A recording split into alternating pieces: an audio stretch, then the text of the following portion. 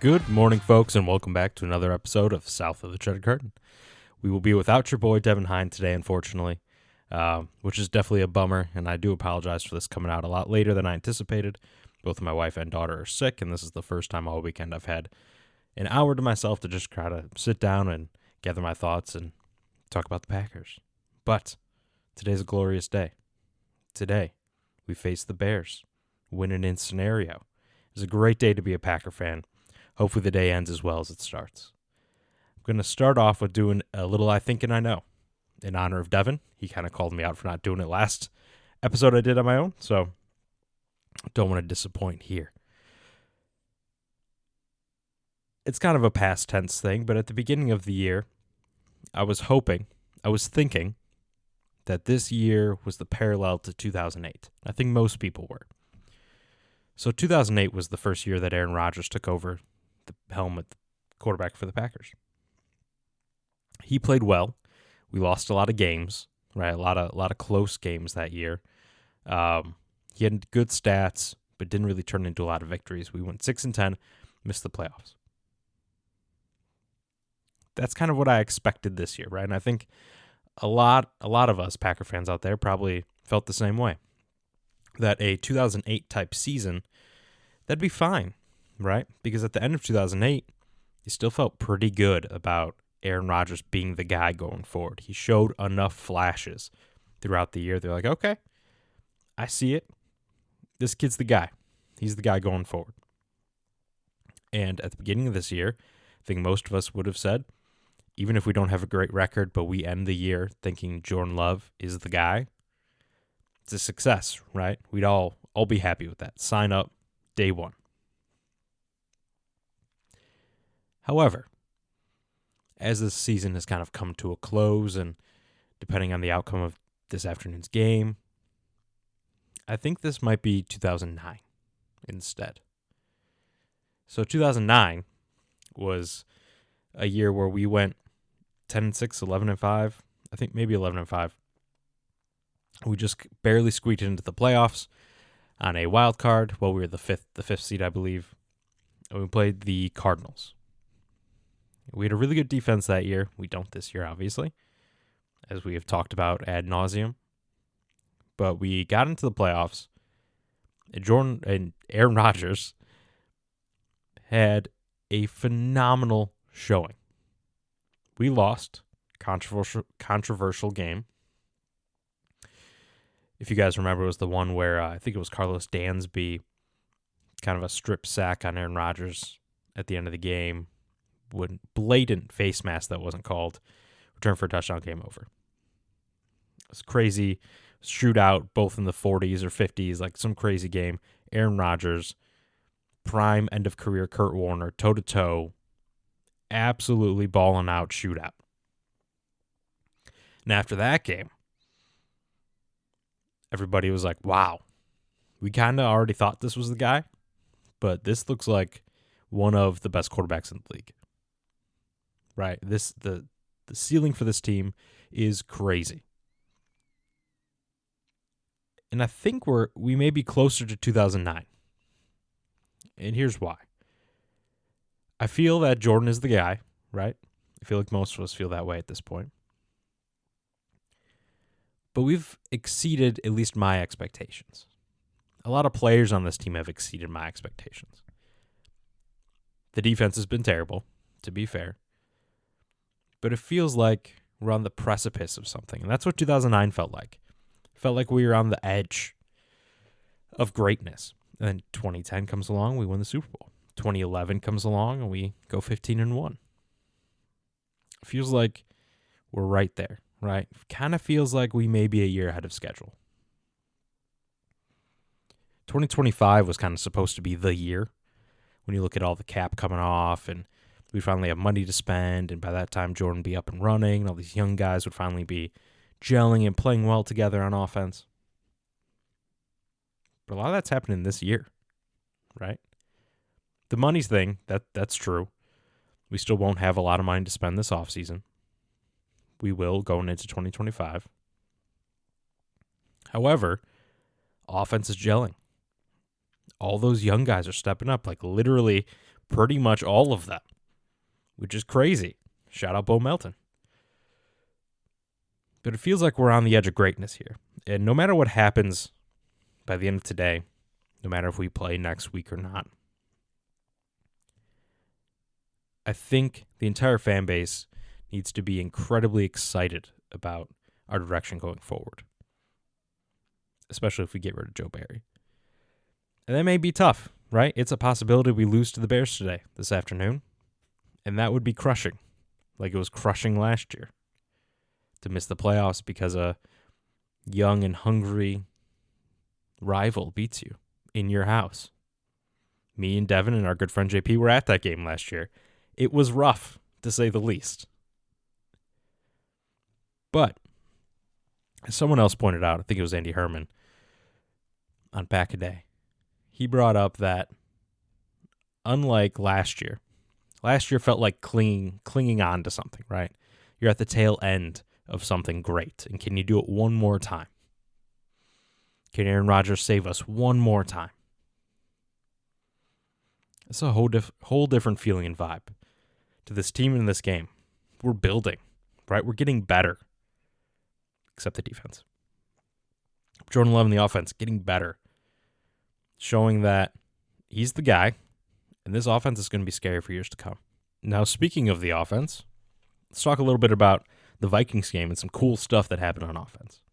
I'm going to kind of breeze through a lot of the Vikings game. I had planned to kind of go a lot more in depth on what a great showing it was for everybody, but given that it is Sunday and games have just started at the time of me recording this, naturally I'm thinking a lot about the Bears, so we're going to talk a lot about the upcoming game. But I would be absolutely remiss to not mention the absolute butt whooping we put on the Vikings, because that was awesome, right?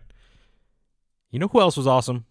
Who specifically was awesome? Who I've talked about week in and week out, and he just keeps giving me reasons to, week in and week out. Tucker Kraft was awesome. I know there are a few people that really enjoy the last couple weeks and last month or two, all the tight end talk out there. And that's great, because I love talking about the tight ends. It's a position we have not been able to talk about well since one good year of Jared Cook, right? Jermichael Finley before that. Since this podcast started, we have not had a good tight end, really. As much as I loved Robert Tonyan before he went to the Bears, this is different, right? And Tucker Kraft shows us that he's showing to be special week in and week out. He's an absolute yak monster at this point, which is so cool to see all those skills he had at South Dakota State transferring. Took some time, but transferred. No matter what, you throw a little ball into him in the flat, that first guy is not going to hit him and stick him and make him drop on the spot. He will drag him. He had a phenomenal stiff arm, right? And there's already memes out there of the guy he stiff armed just floating off into space and whatnot, which are hilarious. But he's got that little bit of crazy George Kittle in him, which feels needed at this point in the NFL to be a great tight end, and I love to see it. And I also love to see Aaron Jones, man. I mean, that's 2 weeks in a row. He is phenomenal, right? You almost forget how good this dude was because he hasn't been on the field consistently, and when he has, we barely give him the football. But Aaron Jones is awesome. He's so good. 20 carries, 120 yards. Love to see it, right? He just brings that electricity. Every play can be a big play with him in the game. Not the feeling they had with A.J. Dillon in there. As much as we love A.J., not the same, right? That big play wasn't coming. Now instead of A.J. Dillon 3 yards, Aaron Jones consistently getting 6. And that 6 may be 30 at any point in time. Another really great player that just absolutely looked phenomenal, Jaden Reed, right? So he got hurt, basically just played a half, put up 6 catches, 89 yards, 2 touchdowns. Both touchdowns super impressive. That first one kind of split the safeties and the cover 2 look that the Vikings were giving us. Easy catch, great route to get that open, and phenomenal throw by Jordan Love. That is one of those throws that you put on your highlight tape for your career. It's one of those throws you see and you're like, wow, that's the best quarterback in football, right? And Jordan Love is not, but that's the kind of throw you see. It just took him a second to realize or to get to Jayden Reed in the process, whatever it may be, looking off safety. Don't know exactly what was going on there, but once he saw him jump up, it's like he got so excited he had to jump up, no feet on the ground, and just whipped that ball in there 40 yards downfield. That is not something most quarterbacks can do, right? That is, and they showed it on the broadcast, that is 100% an Aaron Rodgers, a Brett Favre throw. That's a big boy throw. That's a Josh Allen throw. That's a Patrick Mahomes throw. That's a Justin Herbert throw. That's the kind of throw that only the elite in this league can make and make look so easy. And I let that throw kind of take me away from my initial points. Jayden Reed looks so good, man. He looks so good. That second touchdown on just like a little slant, right? A little slant, get open right away. Okay, cool. Great. Get the first down. Good play. We're in the red zone now. Wonderful. Oh, wait. He didn't go down.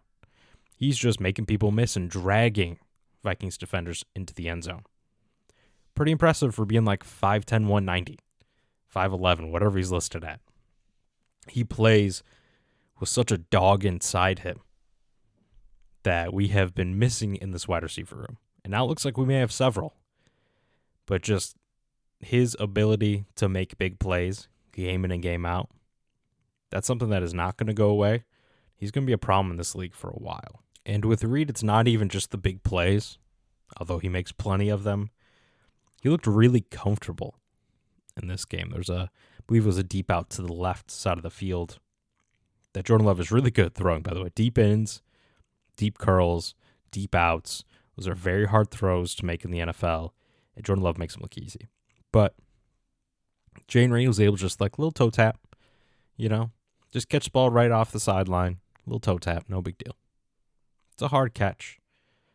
That's like Jordy, Randall Cobb level, James Jones definitely level of field awareness.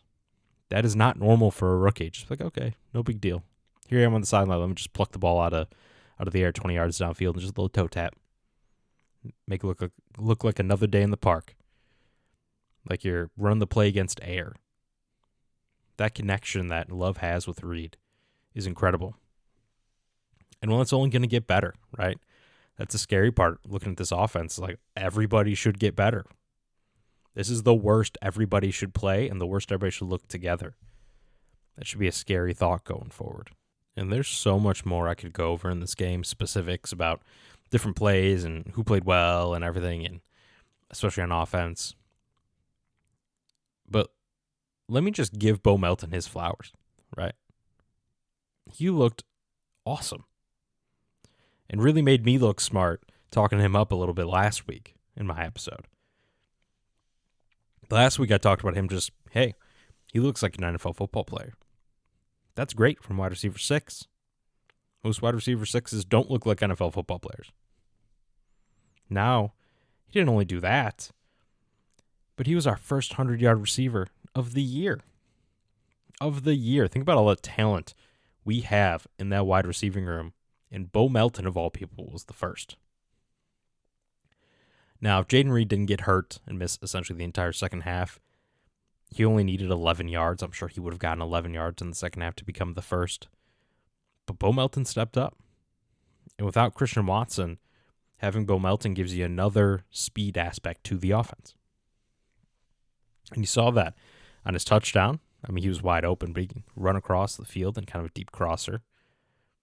You saw that on the heave to Jordan Love as he's backpedaling, just chucks it up there to wide open Bo Melton. You saw it on the exact same play that Clifford did pretty much the exact same thing to Bo Melton that got him over 100 yards. Also, thank you to the Vikings for taking their timeouts and pissing off Matt LaFleur, so Matt LaFleur calls a pass play to get us a 100-yard wide receiver. Appreciate that very much. But we have such a good problem to have now. We came into the year like not really knowing anything about the pass catchers. Now all of a sudden, our wide receiver 6, I think, right? So we got Watson, This is no particular order, but Watson, Dubs, um, Wicks, Reed, Heath, Melton, number 6, probably maybe number 5 now. Lily Keith had a nice catch as well and is doing a great job blocking. He's basically like Alan Lazard light at this point. Nothing wrong with that for wide receiver 5. That's phenomenal value. But Melton gives you something. He's got some juice, man, and really cool to see him get an opportunity and take the most of it, take advantage of it. You know, he was on the practice squad last year, and some people that kind of were aware of him from college thought, hey, this guy, he's got something. When in doubt, he's super fast, so that's something we desperately needed.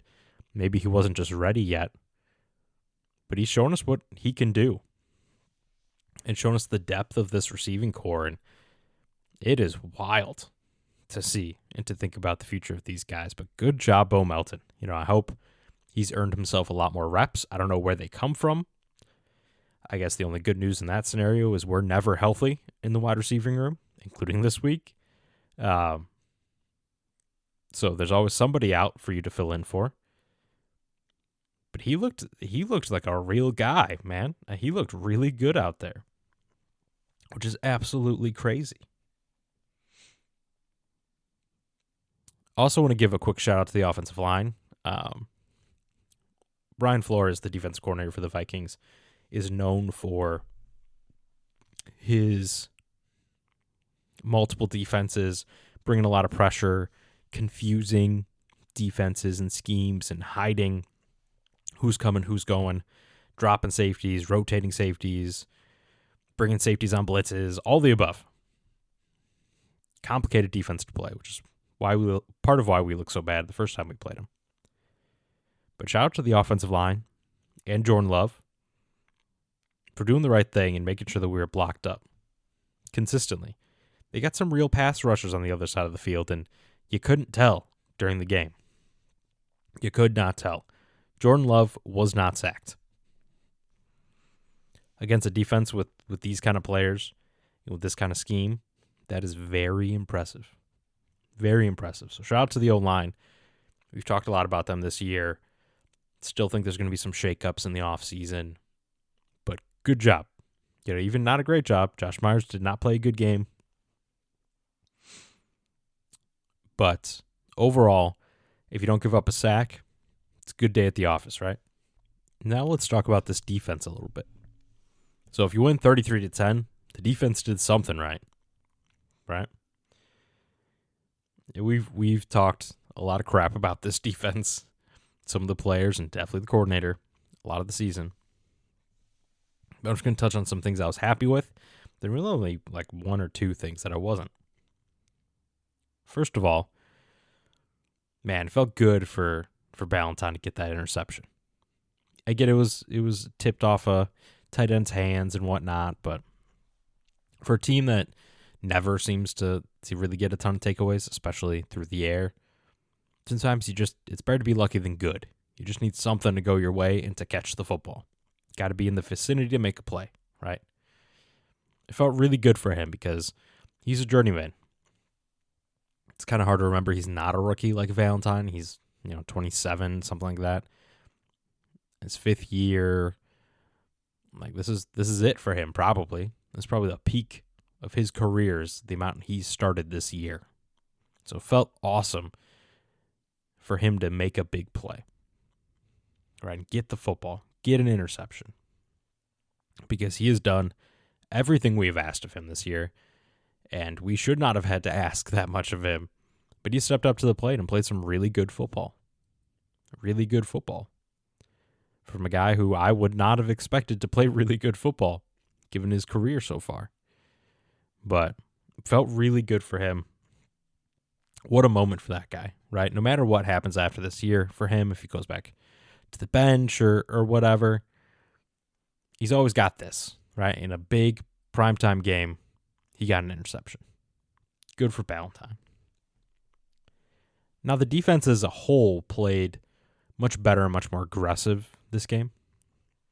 I thought there was really good pass rush early, kind of get Jaren Hall uncomfortable. Some of that he's an athletic quarterback. He was able to get out and about, still make a couple plays, but that's key. Make the quarterback uncomfortable. And I think we did that. And part of that was a beautiful strip sack by Preston. I mean, just Mr. Consistency. Feels like week in, week out, he makes a play, right? Could be he sets the edge really well for a tackle for loss. He could be the one getting the tackle for loss. Or it feels like he's gotten a little pass rush mojo back this year. Gary got the big contract, obviously, and rightfully so. But Preston has been playing, man. Without him, our defense looks much worse. And I know we all make fun of him being, a cornerback one type of things when he has to drop down or drop out and cover Devontae Adams or Justin Jefferson or whatever. But overall, he does everything we ask him to do, and he does it pretty darn well. So good job, Preston. Schematically, I noticed a couple things that were interesting, and I hope we bring to the plate this week. We played more man, which is good. Thought being aggressive was interesting, especially given who we were trotting out there at cornerback against a pretty good receiving core. But we were not afraid to man up Valentine on Justin Jefferson, and they put Justin Jefferson in motion. Right, that's how you can tell if you put a wide receiver in motion to the other side of the field and a guy follows him. Man, pretty simple. I remember thinking during the game when that happened, I was like, oh no, this is not what I want to see. But things went well. And part of that's because the pass rush was getting home. Part of that, I think, was we were being more aggressive blitzing. Quay had a nice sack. We used Quay a lot blitzing like we have the last couple weeks. Did a little bit more slot pressure, brought Nixon a couple times, which I think really plays to his strengths. I don't think he's a great cover guy. I think he likes being in the middle of stuff. Use that athleticism to get to the ball carrier. He's pretty physical overall. And I think sending him on some slot blitzes, that's a really good idea. One that I wish we would have done a lot earlier. But he's not afraid to stick his nose in there, which is good because Valentine and Jair definitely are afraid to stick their nose in there, at least at this point with Jair coming off injury. But that was cool to see. Some adjustments, played a little bit more aggressive style, schematically slightly different, a little more man it felt like, all of which seemed to go well. Right? We pressed the right buttons at the right times. I do want to point out one other kind of positive-ish thing that I saw in this game from the defense, specifically from Lucas Van Ness, Barrington's own. I know I've been slacking on that. Jane Reed, Naperville's own, by the way. But LVN, we've talked about this before, but it hasn't had quite the flashiest of rookie seasons. I think most people realize that he probably wouldn't. But that doesn't mean he's not impactful. Right? There was one run play, I think, to Alexander Madison towards the end of the game, where he kind of breaks free up the middle, right? It's like a 9-yard play, but LVN tracks him down from behind, like backside, tracks him down, tackles him for a 9-yard gain, which on the surface, like, okay, that's not great, right? We gave up a 9-yard run play. But without LVN, I mean, that's probably a 15-yard play. I mean, LVN was the first person there with a head of steam. I think Madison probably picks up another 5, 6, 10 yards. Those plays matter, right? It may not show up as something significant in the stat sheet outside of just you got a tackle, congratulations. But now it's 2nd and 1. There's still an opportunity for the offense to go backwards and complete pass, whatever, and get them in a 3rd down situation. That kind of stuff matters over the course of a game. Would I love to see more flash out of LVN? Absolutely. And I think we will. I think he definitely needs another full offseason to kind of get up to speed physically and everything. Make sure he knows all the scheme and get more reps and all that kind of good stuff. But those kind of hustle plays you don't teach, right? There's a lot of pass rushers in this league that aren't chasing down a running back, backside 9 yards downfield. It's not going to happen, right? They win or lose their matchup, and that's kind of it. But LVN is not that guy. That was a lot of positivity, and it should have been, right? We only gave up 10 points. But Joe Barry still pissed me off at least once in this game. We gave up a 3rd and 14 to Justin Jefferson on a deep in of all people. Just kind of wide open. So even when there's a really good performance, we still got some classic Joe Barry in there. Just can't help himself but to leave the opponent's best player wide open on 3rd and 14. Right? 3rd and 4, I don't feel so bad. 3rd and 14, yep, okay, that's Joe Barry. I'm mad. But all that being said, 33-10, game was never in doubt. We controlled it through and through. Phenomenal. Let's move on to the Bears, shall we? So, as everybody knows at this point, this is a win and in game for us, which is great. Everything we needed to happen last week happened in order to make this a possibility. This is the same position we were in last year, facing the Lions. And we beat this Bears team week 1 pretty handedly, right? Everything looks great. I will say that this game does make me a little nervous. We are not the same Packers team as we were week 1, for the better, I believe. But they are definitely not the same Bears team they were week 1. Justin Fields has remembered that he's not the worst quarterback in the league. He hasn't been playing great, but he's been playing better, right? DJ Moore's awesome. Depending on who they put out for running back, they got a lot of good options in that backfield. That'll hurt you. I made the big Montez Sweat trade during the season, which at the time I wasn't a huge fan of for them, but Montez Sweat currently leads the Bears and Commanders in sacks. He's been playing great, really, really good football. He's going to be a problem, potentially a problem. This is going to be a game, right? And there's a lot on the line for this Bears team. Obviously, being outside Chicago and the suburbs here in Illinois, I hear about it all the time, right? I get to live the highs and lows of being a Bears fan with my coworkers and friends and whatnot. And they're excited. They expect to win this game. They've been playing well. They think honestly, a lot's riding on this game for them. They started the season poor, really picked it up. They have to make a decision on Justin Fields, on the coach. What are they going to do with the first pick? It's a lot goes into this. And fan-wise, and I'm sure on the team, there would be no better time to prove that this quarterback and this coach deserve another shot than against Green Bay by going into our house, coming out with a victory to knock us out of playoff contention. They are so amped up for this down here. So excited. They believe in Justin Fields, most of them. Believe in Justin Fields. Believe this team is good. Believe they are in the exact same position as the Lions last year. The Lions also started 1-5, just like the Bears, and really proved to the league that they were an up-and-coming team. And part of that was by beating us in Week 18. The Bears feel they're in the exact same position and that this could be a springboard for a truly successful year next year. Winning record, playoffs, all that. That's the noise down here. This is not playing a Panthers team or a Cardinals team or a Patriots team that's knocked out of the playoffs. Brian, they're just here to play their last game, collect their paycheck, go home. And it doesn't mean they won't play hard, right? It's the NFL. You have to play hard or else you're going to get hurt. There's a lot going into this game for Chicago.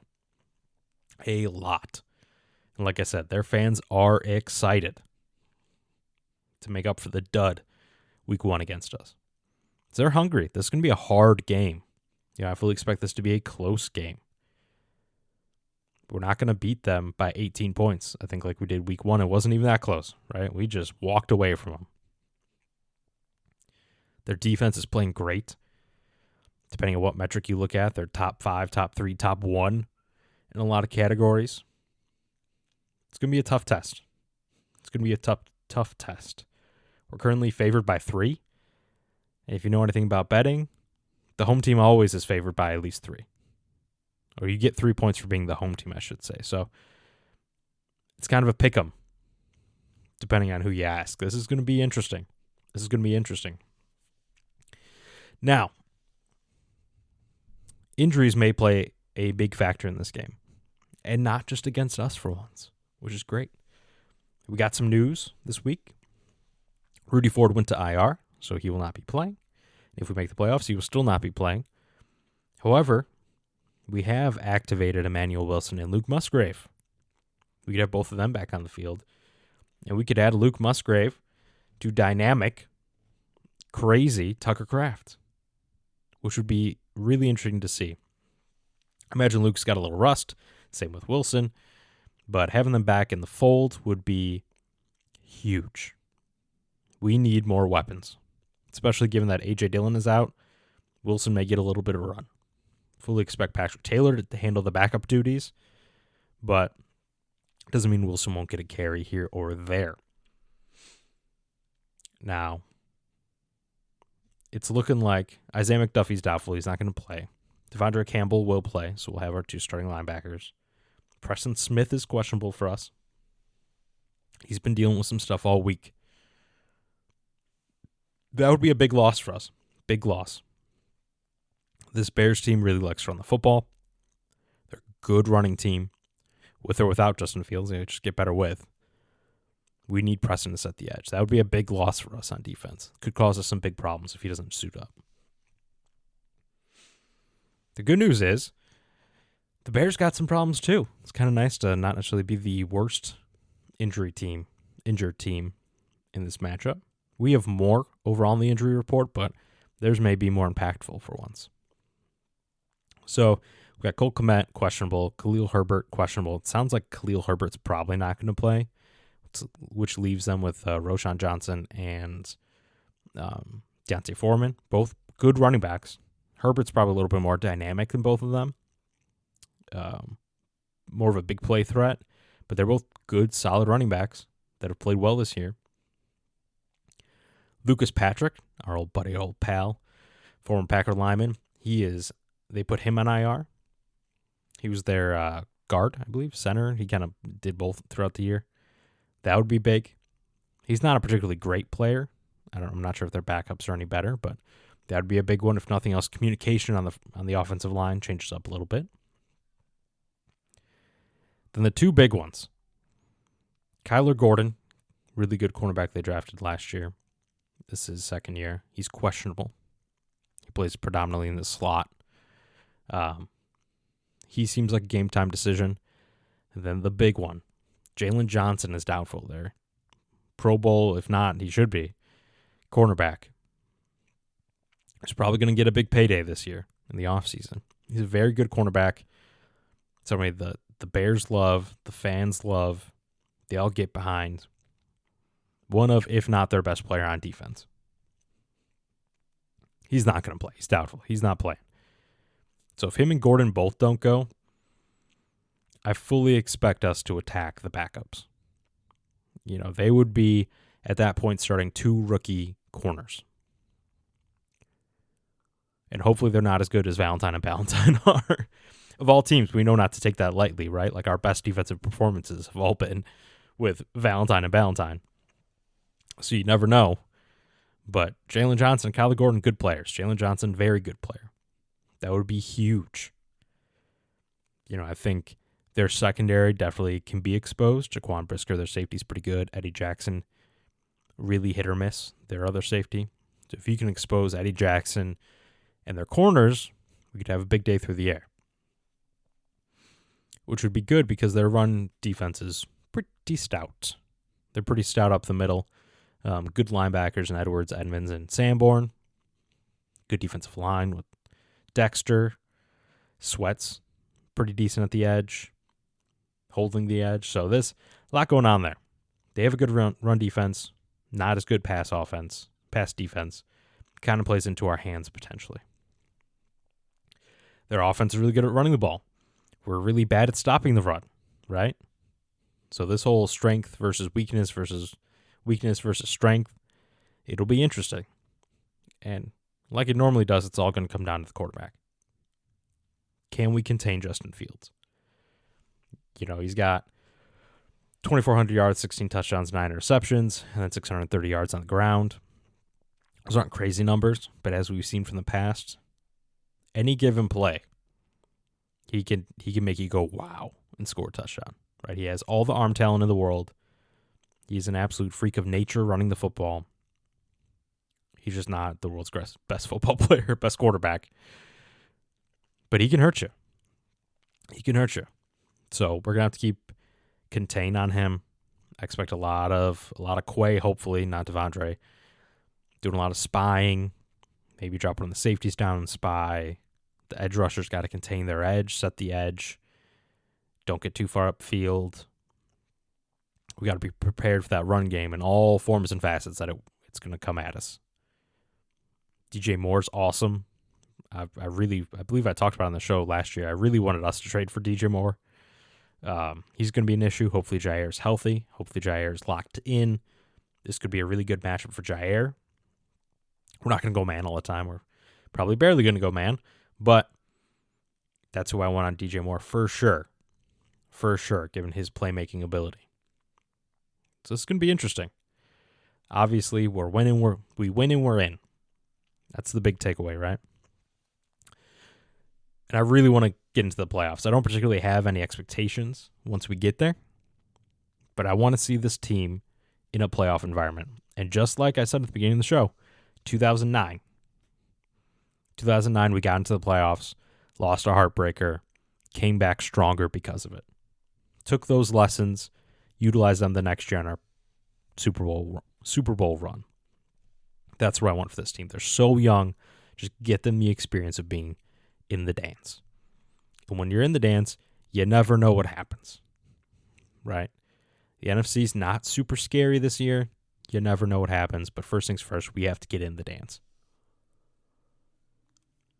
Winning in. But there is another way to get there.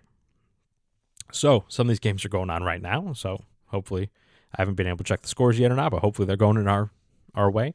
If we lose, we can still get the number 7 seed. If we win, there's a chance for 6 or 7, depending on what happens with the Rams and a couple other teams. And I'm not going to get into who we could potentially play. More than likely, it'd be like Dallas or the Lions. To get the 7 seed, if we lose, the Vikings have to lose. They're playing the Lions currently. The Seahawks have to lose. They play at the same time we do against the Cardinals, which sounds bad, but the Cardinals have been playing pretty well recently. They just knocked off Eagles last week. We need either the Buccaneers or Saints to lose. So Buccaneers are playing Panthers, unlikely, and then the Saints are playing the Falcons. So there's potential there. So we are rooting for the Lions, the Cardinals, the Panthers, and the Falcons today.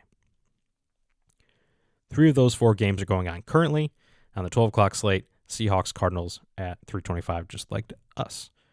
So depending on what happens in that first round of games, we could need just us to win or the Seahawks to lose come 3:25. All that being said, who cares? Beat the Bears. Go Pack Go.